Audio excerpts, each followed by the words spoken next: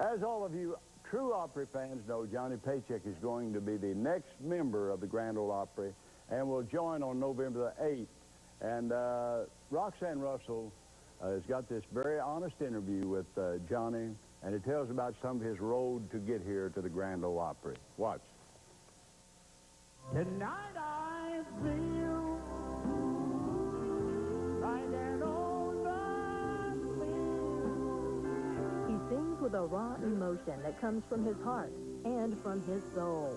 To look at the face of Johnny Paycheck is to look at a man who has lived the songs he sings. A man who once entertained country audiences high on drugs, now is singing better than ever, high on life. Today, he no longer sets himself up for self-defeat, but builds himself up with a newfound trust in God and a love of his music. Johnny Paycheck has come to terms with the demons in his life. I guess it's called the truth, the hardest thing I ever spoke. What was your truth? Truth was that I'd been living wrong, that I'd done all the wrong things. The truth is, in order to get over that, you've got to tell yourself you've been wrong.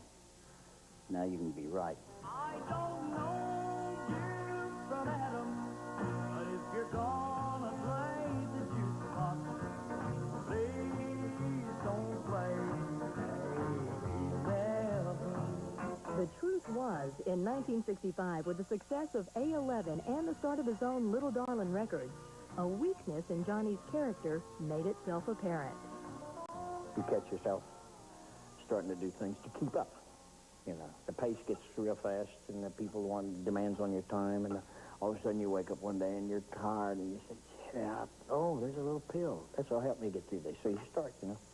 You say, yeah, nobody will know the difference. And all of us, that's how these things start. People don't understand that you don't just wake up one day and say, hey, I'm going to be a drug addict. The bottom fell out for Johnny in 1967 when his record label went bankrupt. For 3 years, he hit the skids in California. I sort of gave up. I didn't give up, but I just got where at that point I said I just didn't care much anymore. One friend did care. Nick Hunter was determined to save Johnny, even if Johnny didn't think he was worth saving. I went to Denver to Nick's home and went to the basement of his house and dried out, which was a hardcore thing. I bet it was. Yeah. Did you go through all the Went the through all snakes everything, yeah, the snakes and the whole ball of wax. Johnny was clean. And in the course of 1 year, he amazingly went from the abomination of homelessness to the nomination for a Grammy Award.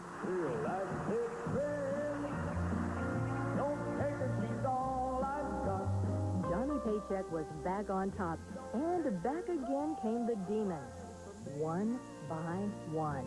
I started back with just a beer, then a little wine with the beer. Then one day, you never drink whiskey, and so on and so forth, and I fell right back into it again. And this time, big time, because I had success, I had money. I had people around me to shield me from the outside, to hide what I was doing, all those things. So everything was there for me to absolutely destroy myself, and I almost did. And I turned out to be the only hell my mama ever raised. In the mid-70s, Johnny found himself in a living hell. It was during this time that Johnny recast his image in the outlaw mode. A reputation earned, an image detrimental to Johnny's personal good. When you get that, you sort of feel like you got a free rein. People have accepted me now. I got my beard and I got my stuff in my head. You know, and I'll do what I please. That's the attitude you get, or you know. And especially if you're not thinking right. Then I got to take this job and shove it, and I became #1 in the world with that thing. Take this job and shove it. I ain't working here no more. That changed the whole lifestyle again.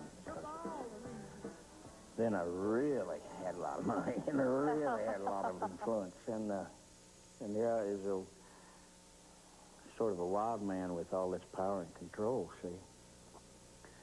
And it almost took me out.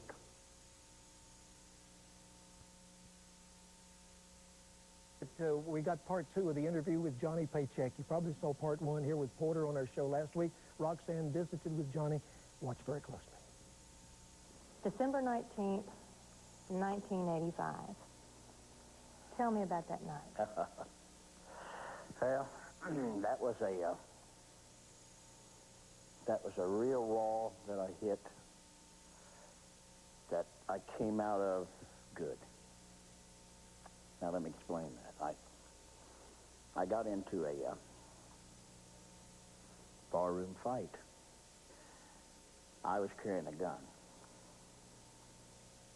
which was the stupidest thing I've ever done. Pulled a gun to scare him off, and the gun, in reality, what really happened, the gun went off. And it hit the boy in the head. Thank God it didn't. It was a superficial, whatever they call it. And anyway, A flesh wound? yeah. Well, anyway, I went on trial, and they found me guilty of assault. Aggravated assault? Assault. And I threw the gun away, and so they found me guilty on tampering with evidence. Those were the two things. And they gave me 9.5 years in prison. The day that they put you in, I mean, you've exhausted all appeals. This is it. You know what your fate is. You're going to have to spend time in jail. Right. What are you feeling inside? Well, I'm dying a little bit every day as I get closer, because now I got to go away. I got to lose my family. I got to lose my freedom. I got my career, everything that I worked for all my life. I finally see that I've finally succeeded in throwing it away. And that was the hardest thing that I ever did, was when I walked through those gates that day in chains, you know. But it also, at the same time, once I was through those gates, and at night when I was in the first night I was there, they turned the lights out and I was in the cell, sleeping on concrete. I said, I'm going to beat this. I'm going to, this is it. I can't do this. I can't let this take me. This can't be the way this ends, And also I realized that if I didn't, it was going to end if I kept drinking, if I kept judging, if I, a lot of things. I had to change my whole life. So I went to work on it. And I quit everything, one at a time. And everybody in this industry wrote letters. Everybody from Chris Christopherson, Willie, Merle, everybody, George. They all wrote letters to the governor. Right down, and finally, even the guy that I had the confrontation with wrote a letter to the governor and said he thought that I had paid enough for what had happened. And it took 2 years,